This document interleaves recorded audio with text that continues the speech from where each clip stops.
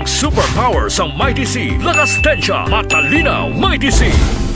Personal nga gindala kag ginsurrender sang iya mismo nga amay nga si Chad Cordero, 53 anyos, sang barangay Batad Vejo, Batad, Iloilo, ang iya anak nga nagtaban sang motorsiklo sang delivery rider sa barangay De Vera, Sara, Iloilo, Lunes sang aga Mayo 25. Sa exclusive interview sang K5 News FM Sara kay Cordero, ginpahayag sini nga alas 9 sang aga Lunes naglisin siyang iya bata nga si PJ Cordero, 23 anyos, nga mapadulong sa banwa sang Batad bangod may kadtuan ini. Dugang pa sang amay nga wala man ini nagpabalo kundiin makadto astangan aghan lang kag wala makapauli, rason nga iya ginreport sa kapulisan sang Martes sang aga. Kuning natabo siro kay nagabiyahe ako sigdol ali sa eskwelahan mo.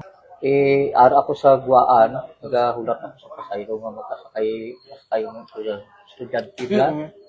Nagwa ini siya, wala ko yung kabalo nga. Tapos yung nambala niya ako, nga siya pang kung pwede, idulong ko anito sa banwa sa Batad. Karon, siling ko sa ikaw makato, wala man sa nagambal sa ako, basta siya diri lang ako, siya puli ka karon sa balaya, siya oo. Martes ang udto sa nagpauli ang iya anak nga may mga gasgas ang lawas kag sang iya ginosisa ginpahayag sini nga nadisgrasya siya sa sapian Capiz.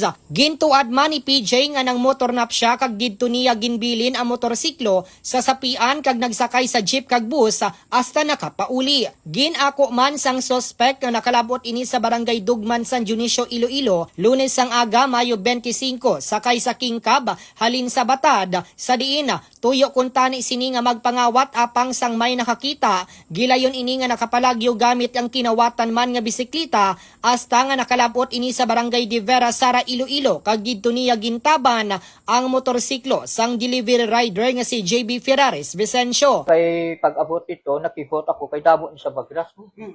Sa iya di nga kalawasan. Ano ikaw, siya na-disgrasya ako.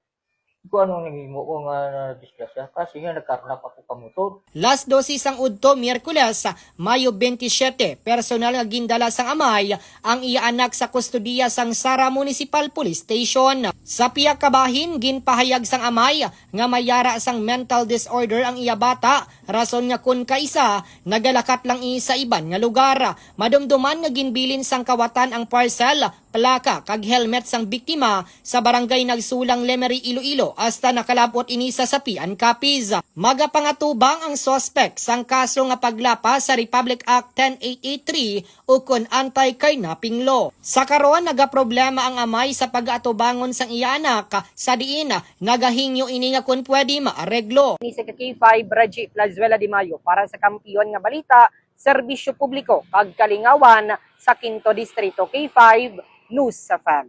DTX 500. Di na problema mo bala ang mataas nga blood sugar level? Ang DTX 500 na.